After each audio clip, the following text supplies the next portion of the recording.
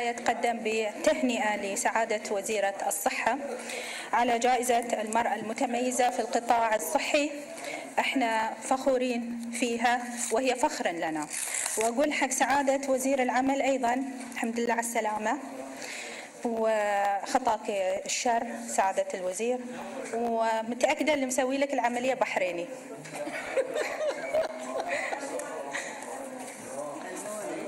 عموما نتمنى له السلامة سعادة الوزير.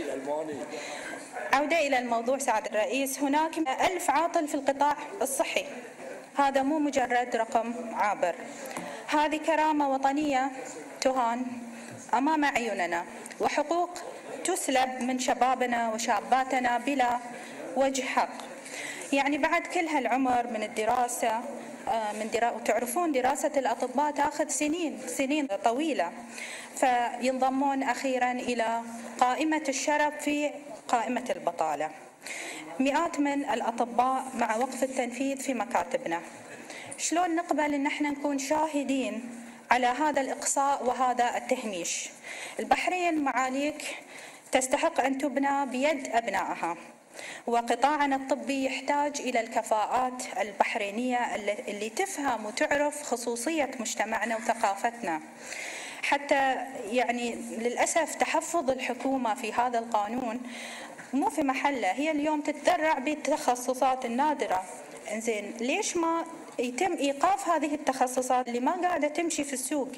احنا اليوم أمام قضية أخرى، قضية مسؤولية الحكومة في توجيه أبنائنا نحو مستقبل عملي وآمن، بدلا من أن احنا ندفع فيهم في تخصصات تقودهم مباشرة إلى طوابير البطالة والتكدس. وقفوا تدفق الخريجين إلى التخصصات الغير مطلوبة في سوق العمل، ووجهوهم نحو التخصصات هذه النادرة اللي تتشدق دائما الحكومة فيها، لأن جزء كبير من هذه الأزمة، أزمة البطالة، يعود لانعدام التخطيط الاستراتيجي للتخصصات الجامعية. يعني خلونا نتكلم بصراحة معاليك ونشوف الموضوع من زاوية ثانية. يبدو أن البحرين صارت عندها أعلى نسبة عاطلين بتخصصات غير مطلوبة. يبدو أننا دخلنا في زمن التخصصات اللي لو فتشنا عنها في سوق العمل ما راح نلاقي لها وظيفة. صار عندنا خبراء في تخصصات غير نادرة.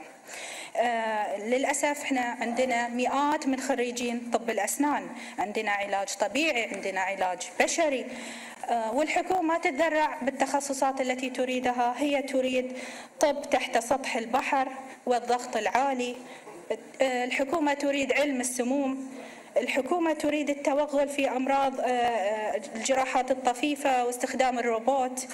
هل تريد الحكومة اليوم أن يحل الروبوت مكان البحريني العاطل حتى؟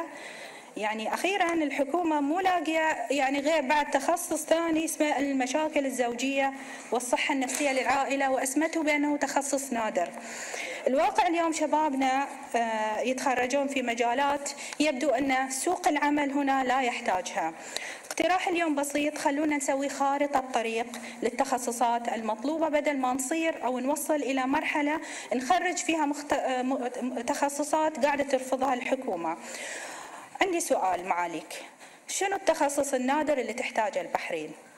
يعني شنو اللي ما عندنا مو موجود عندنا في البحرين؟ يعني هي مسألة غريبة تستحق وقفة جادة. يعني هل اليوم طب سطح البحر والضغط العالي هو عذر لعدم توظيف أكثر من 500 طبيب؟